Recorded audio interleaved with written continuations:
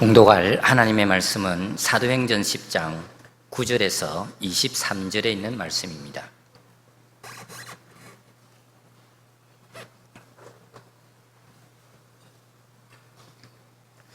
하나님의 말씀입니다. 이튿날 그들이 길을 가다가 그 성에 가까이 갔을 그때에 베드로가 기도하려고 지붕에 올라가니 그 시각은 제6시더라. 그가 시장하여 먹고자 하매 사람들이 준비할 때에 황홀한 중에 하늘이 열리며 한 그릇이 내려오는 것을 보니 큰 보자기 같고 네 길을 메어 땅에 들이웠더라. 그 안에는 땅에 있는 각종 네 발을 가진 짐승과 기는 것과 공중에 나는 것들이 있더라. 또 소리가 있으되 베드로야 일어나 잡아 먹으라 하거늘 베드로가 이르되 주여 그럴 수 없나이다. 속되고 깨끗하지 아니한 것을 내가 결코 먹지 아니하였나이다 한데 또 두 번째 소리가 있으되 하나님께서 깨끗하게 하신 것을 내가 속되다 하지 말라 하더라. 이런 일이 3번 있은 후 그 그릇이 곧 하늘로 올려져 가니라.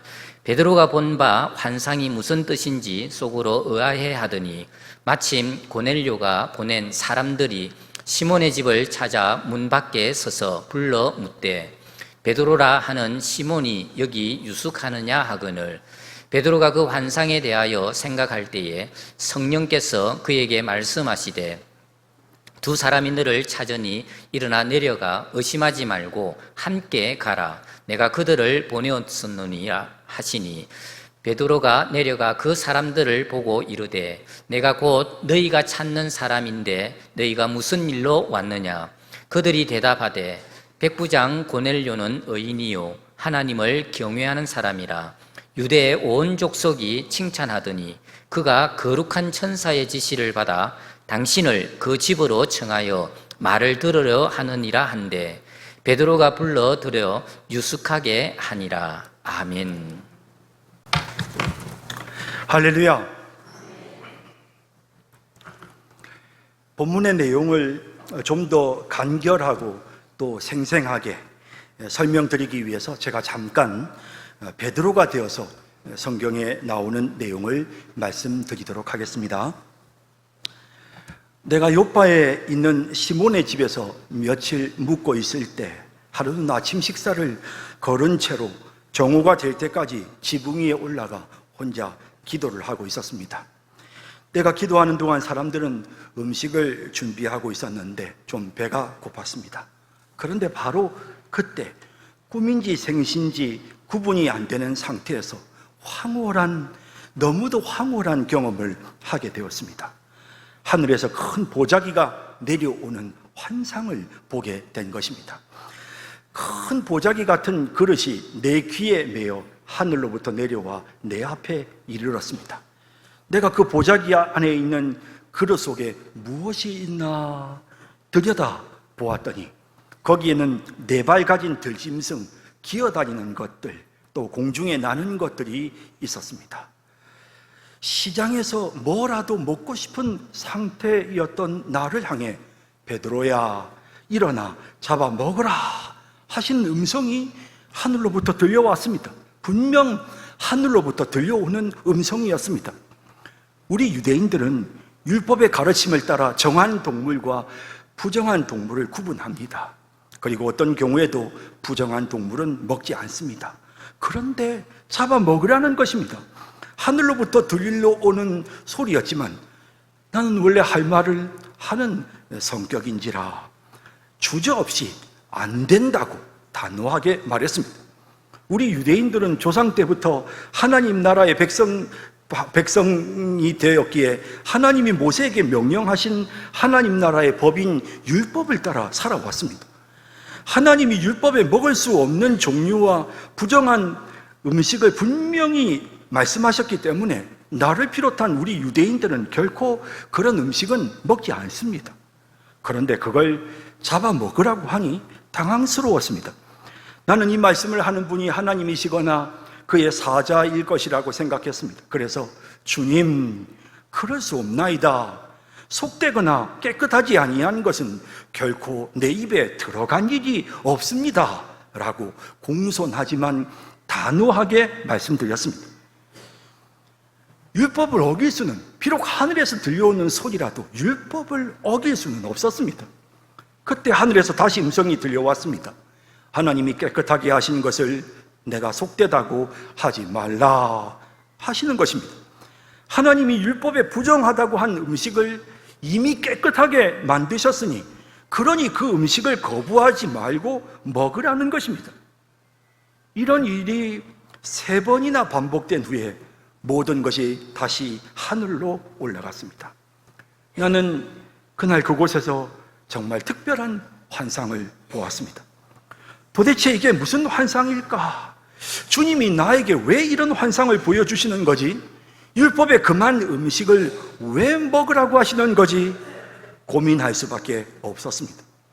사실 예수님도 우리 제자들에게 먹는 음식에 대해 말씀하시면서, 먹는 음식이 사람을 더럽게 하는 것이 아니라 너희 마음에 품은 생각이 사람을 더럽게 하는 것이다 라고 분명히 말씀해 주셨습니다. 그러면서 예수님은 모든 음식이 깨끗하다고 우리에게 가르치셨습니다. 또 예수님은 자신이 흘린 피로써 우리 조상들이 광야에서 하나님과 맺은 언약이 아닌 새로운 언약을 맺을 것이라고 하셨고, 이제는 우리 조상들이 과거의 광야에서 하나님과 맺은 그 언약의 율법이 아니라 새 언약을 따라서 살아야 한다. 내가 너희에게 새 계명을 줄 테니 그 계명을 따르라고 말씀하셨던 내용도 생각이 납니다. 그러면서 예수님은 우리가 지켜야 할 새 계명은 바로 서로 사랑하는 것이다 라고 하셨습니다.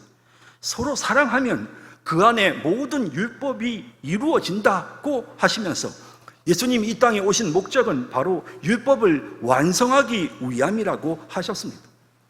예수님 말씀처럼 율법에 기록된 모든 내용이 예수님을 통해 이루어졌습니다.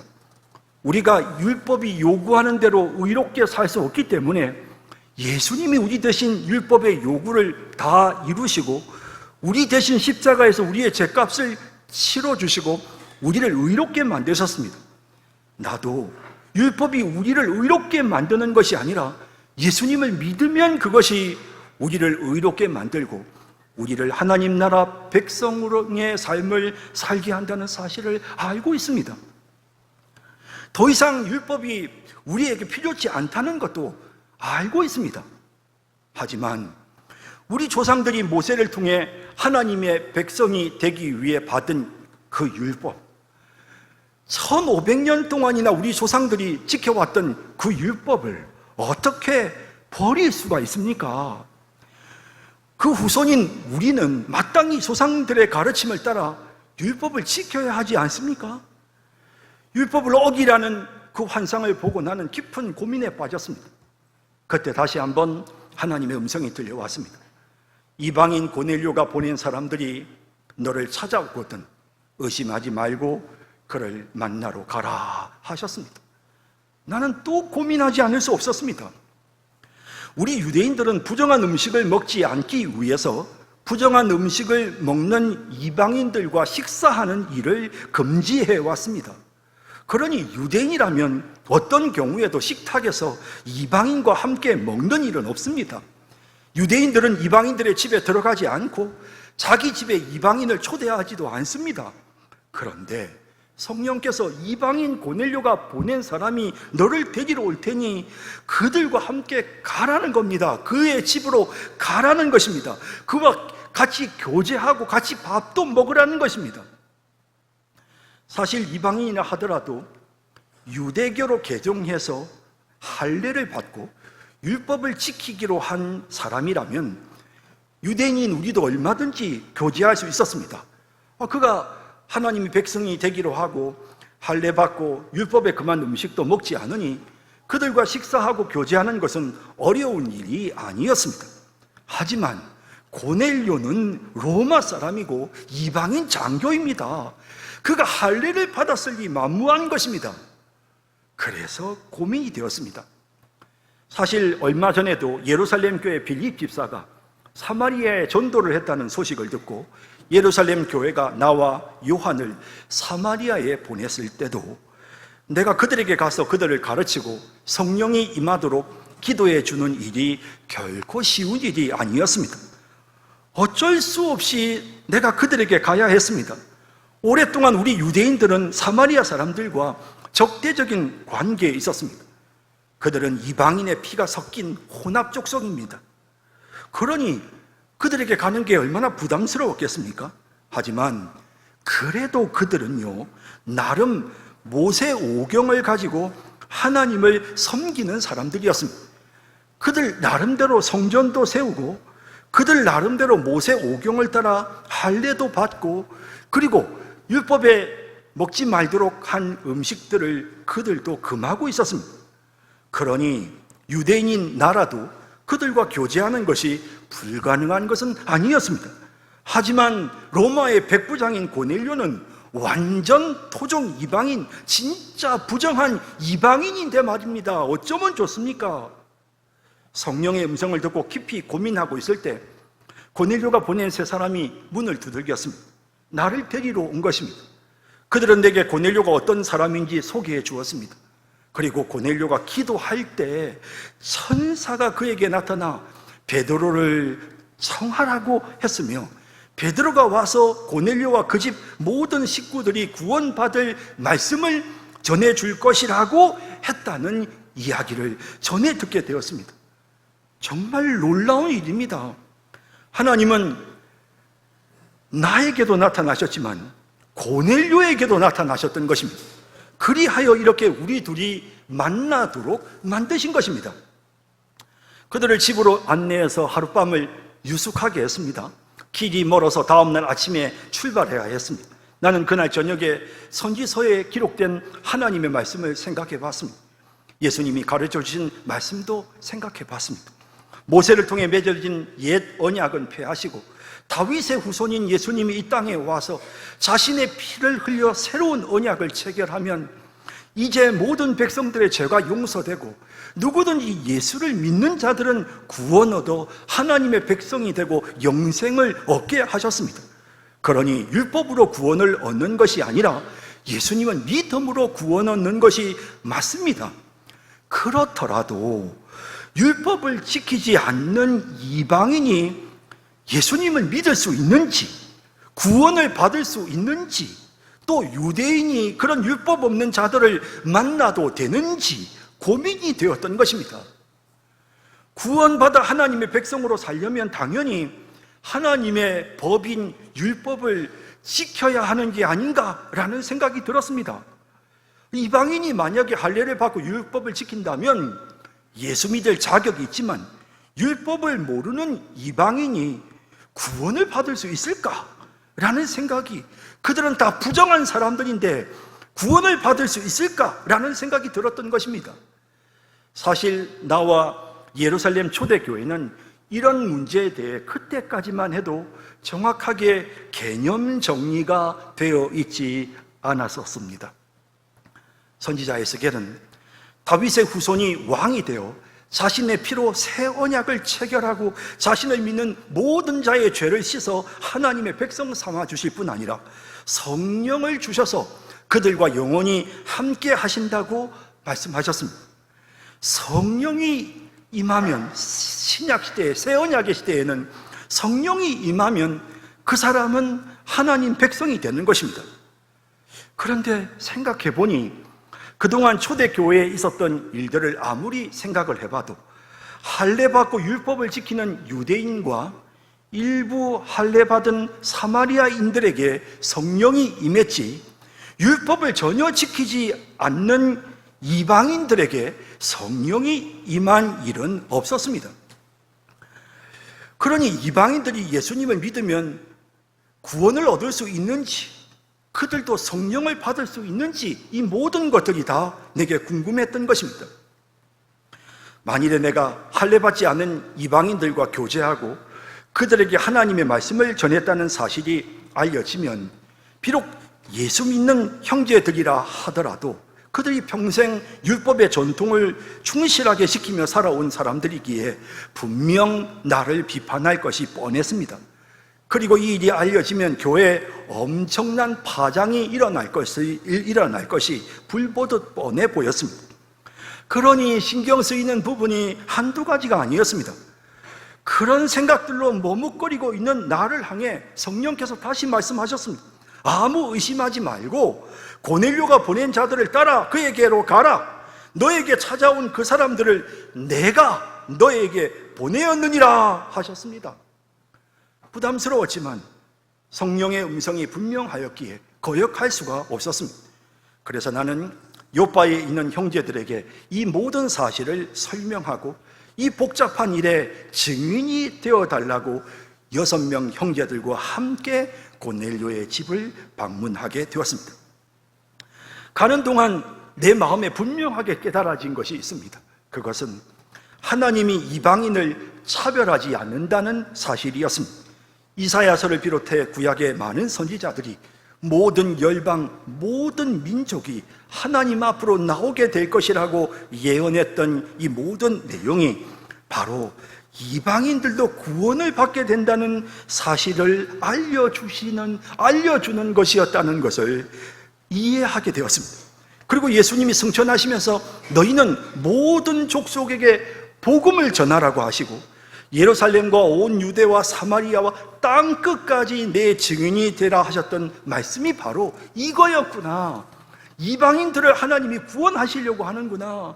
이제 이방인들에게도 복음을 전해야 되는구나 라는 사실이 제 마음속에 깨달아졌습니다. 고넬료가 사는 가이사랴에서 내가 있던 요바까지는 50km가 조금 넘는 거리였습니다. 하루 만에 가긴 벅찬 거리였습니다. 그래서 고넬료가 사람을 보낸 지 꼭 4일 만에 나와 6 형제들이 그의 집에 도착할 수 있었습니다. 그에게 도착해 보니 고넬료가 벌써 식구들과 집안의 하인들, 그리고 친척, 가까운 친구들까지 다 불러 모아놓고 나를 기다리고 있었습니다. 간절한 마음을 가진 고넬료는 내게 예의를 갖추어 영접하고 나를 통해 하나님의 말씀을 듣겠다며 모인 사람들과 함께 내 설교에 귀를 기울였습니다. 거기에 그 많은 이방인들이 내 설교에 귀를 기울였습니다. 할례를 행하지 않는 그런 부정한 사람들, 부정한 음식을 먹는 그 이방인들이 내 설교에 귀를 기울였습니다. 나는 하나님이 외모로 사람을 판단하지 않으시고 이방인이든 유대인이든 구별하지 않으신다는 사실을 먼저 말했습니다. 기독교의 구원에는 인종차별이 없다고 설명했습니다. 그리고 모인 자들에게 복음을 전했습니다. 구약의 선지자들이 이미 예언한 것처럼 예수는 죽은 자 가운데서 부활하셨으며 그를 믿는 자는 그리스도의 십자가의 공로로 죄 사함을 받는다고 설교했습니다. 그런데 바로 그때 정말 놀라운 일이 일어났습니다. 성령께서 임재하신 것입니다.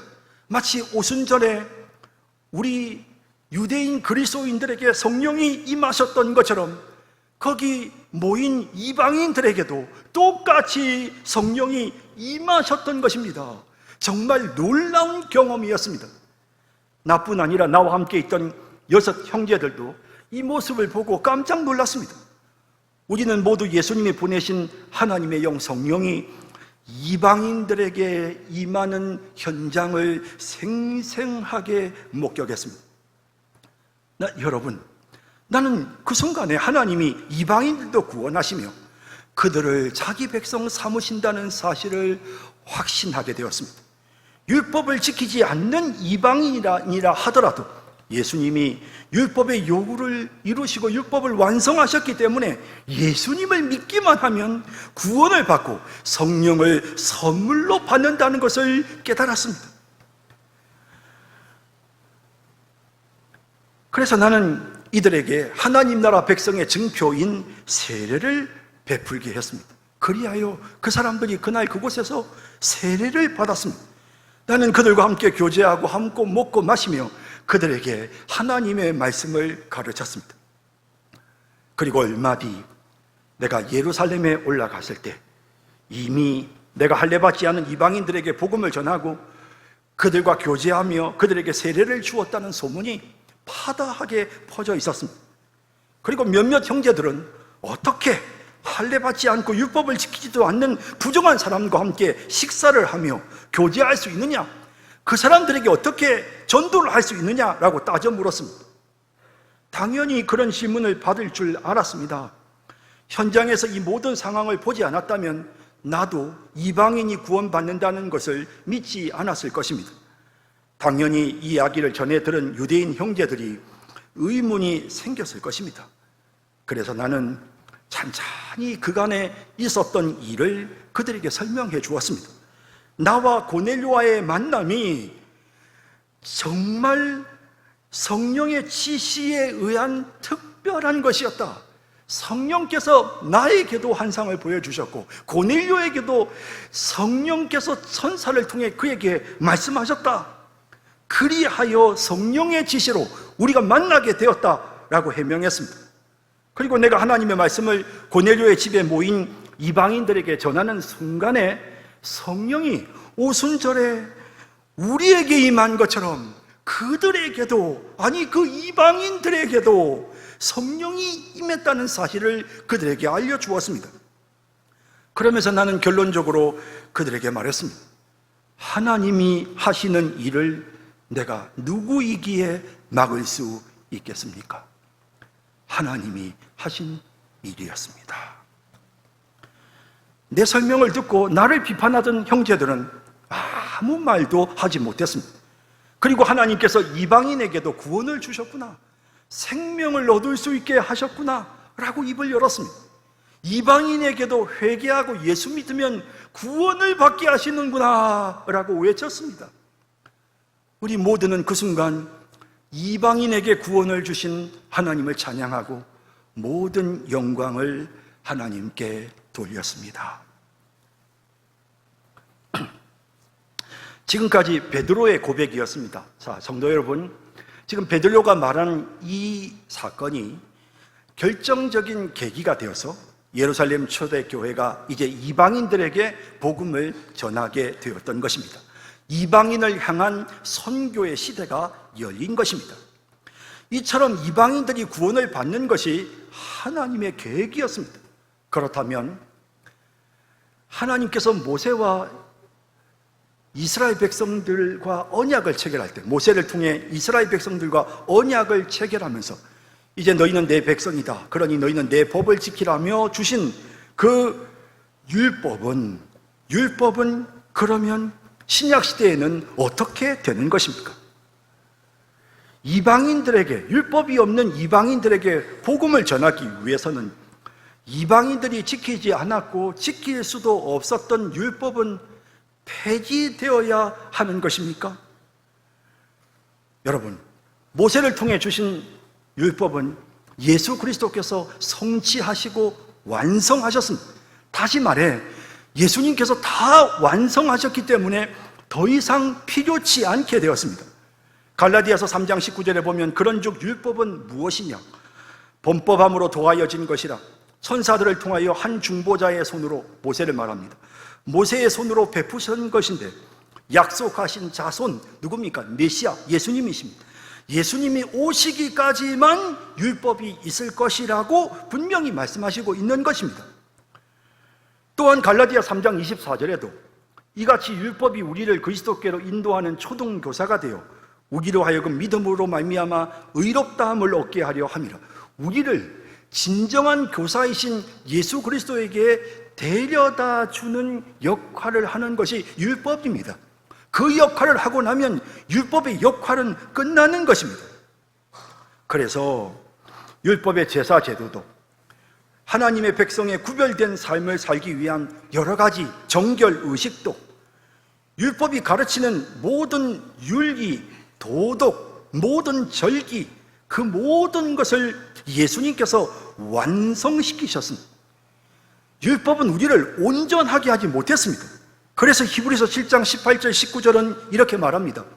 전에 있던 계명은 연약하고 무익함으로 패하고 율법은 아무것도 온전하게 못할지라라고 하시는 것입니다. 그래서 예수님께서 자신의 피로 새 언약을 체결하시고 믿음으로 구원을 얻게끔 하신 것입니다.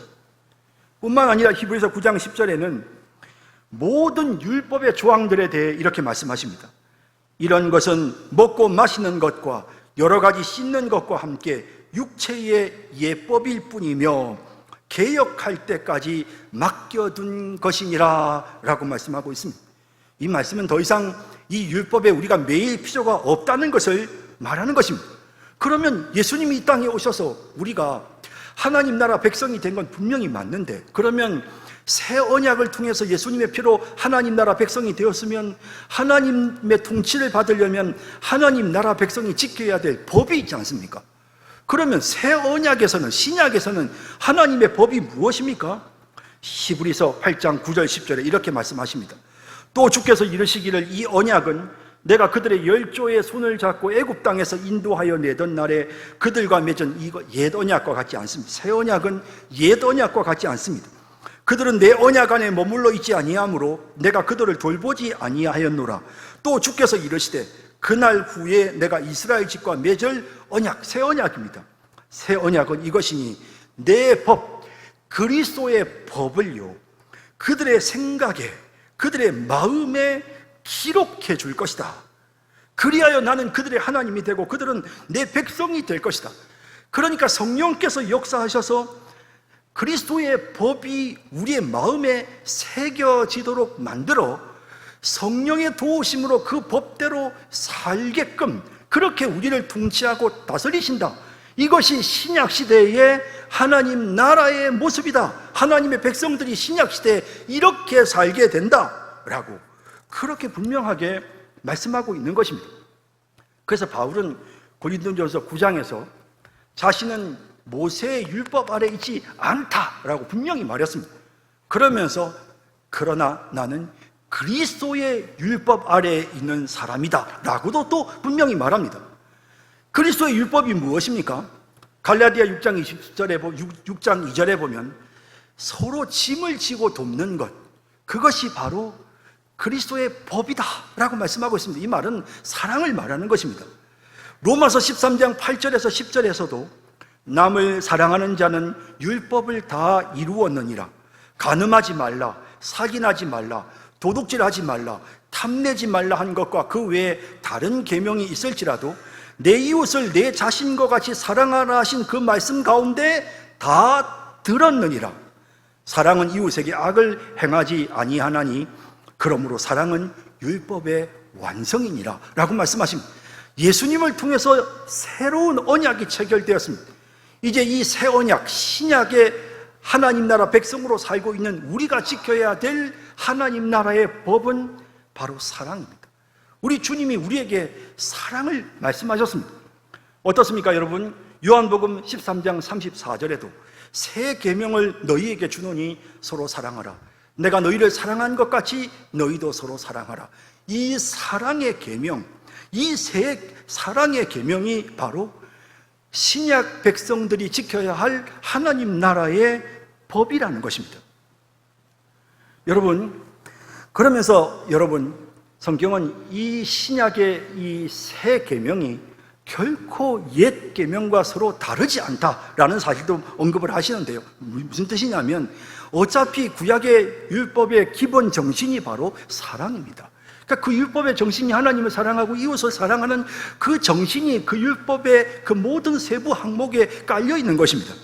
그러므로 이렇게 요한일서 2장 7절에 말씀하십니다. 사랑하는 자들아, 내가 새 계명을 너희에게 쓰는 것이 아니라 너희가 처음부터 가진 옛 계명이니 라고 말씀하십니다. 그러니까 이 새 계명이 정말 새로운 것이 아니라 이미 구약의 율법도 결국에는 정리해보면 사랑이라는 것입니다. 그래서 바울은 더 이상 그리스도인들이 구약의 율법을 지키는 문제로 서로 다투거나 비판하지 말라고 확실하게 말합니다. 골로새서 2장 16절 17절에 그러므로 먹고 마시는 것과, 이거 다 율법에 나오는 내용이죠, 절기나 초하루나 안식일을 이유로 누구든지 너희를 비판하지 못하게 하라. 이것들은 장래일의 그림자일 뿐이다라는 것입니다. 그러면 본질은 무엇입니까? 실체는 뭡니까? 그리스도라는 겁니다. 그리스도가 실체이고, 그리고 이 모든 이 구약의 율법들은 그저 그림자에 불과하다는 것입니다. 실체이신 예수님을 믿는데, 실체이신 예수님의 영이 우리 안에 계시는데, 우리가 굳이 그 그림자였던 율법의 통제를 받으면서 살아갈 이유가 없다는 것입니다. 심지어 갈라디아 4장 10절 11절에는 성도들이 율법을 지키는 것을 금하는 내용도 볼 수 있습니다. 너희가 날과 달과 절기와 해를 삼가 지키니 내가 너희를 위하여 수고한 것이 헛될까 두려워하노라 라고 말씀하시는 이런 내용도 우리가 보게 되는 것입니다. 여러분, 이제 우리가 정확하게 이해해야 할 것이 있습니다. 이제 신약시대의 하나님 나라 백성들은요, 구약시대의 백성들은 그저 야 이거 먹어도 되냐, 율법에 이 먹으라고 했냐, 말아야 되냐, 율법의 명령을 따라 안식일 날엔 이걸 들어도 되느냐, 요만큼 걸어도 되느냐, 걸으면 안 되느냐, 이런 것을 따졌습니다.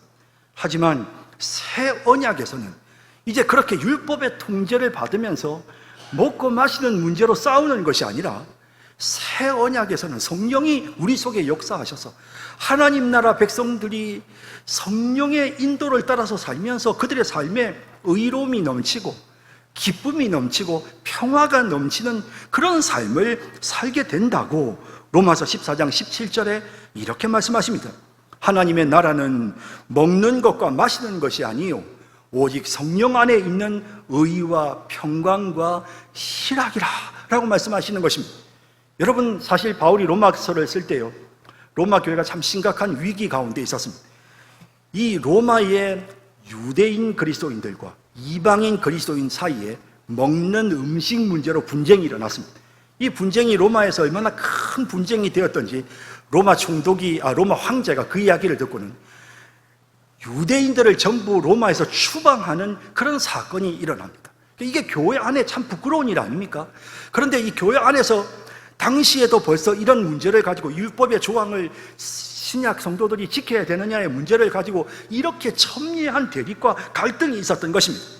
그래서 바울이 로마서를 기록하면서 하나님의 나라는 먹고 마시는 걸 가지고 따지고 서로 싸우는 것이 아니라 하나님의 나라는 성령이 우리 안에 역사하심으로 의와 평강과 기쁨이 넘친다라고 그렇게 분명히 설명하고 있는 것입니다.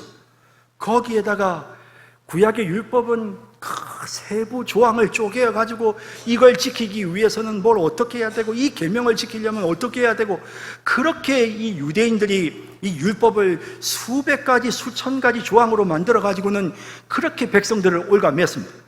그런데 새 언약에서 성령이 우리에게 역사하셔서 우리에게 사랑하라 한 가지 말씀하십니다. 사랑을 실천하라 그렇게 말씀하시면서 성령께서 친히 우리에게 하나님 나라의 법을 가르쳐 주시는 것입니다. 로마서 10장 8절에 말씀이 내게 가까워 내 입에 있으며 내 마음에 있다 하였으니, 친히 성령께서 우리에게 하나님의 법을 깨닫게 해주시는 것입니다. 베드로는 모세의 율법을 따라 할례를 받아야만 구원을 받을 수 있다고 주장하는 무리에게 하나님이 이방인들을 차별하지 않으시고 오직 믿음으로만 구원받는다, 그러니 그들에게, 그 이방인들에게 율법의 멍에를 지우지 말라라고 요구하는 그런 내용이 사도행전 15장에 기록되어 있습니다. 사도행전 15장 8절에서 11절에 이렇게 베드로가 말합니다. 또 마음을 아시는 하나님이 우리에게와 같이 그들에게도 성령을 주어, 이게 바로 고넬료에게 하나님께서 성령을 부어주셨던 그 사건을 말합니다. 주어 증언하시고 믿음으로 그들의 마음을 깨끗이 하사 그들이나 우리나 차별하지 아니하셨느니라.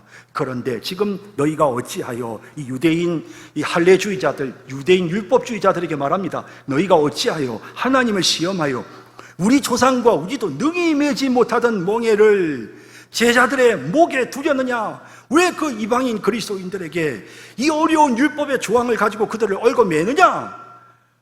그러나 우리는 그들이 우리와 동일하게 주 예수의 은혜로 구원받는 줄을 믿노라 라고 분명하게 말하고 있는 이런 내용을 보게 되는 것입니다.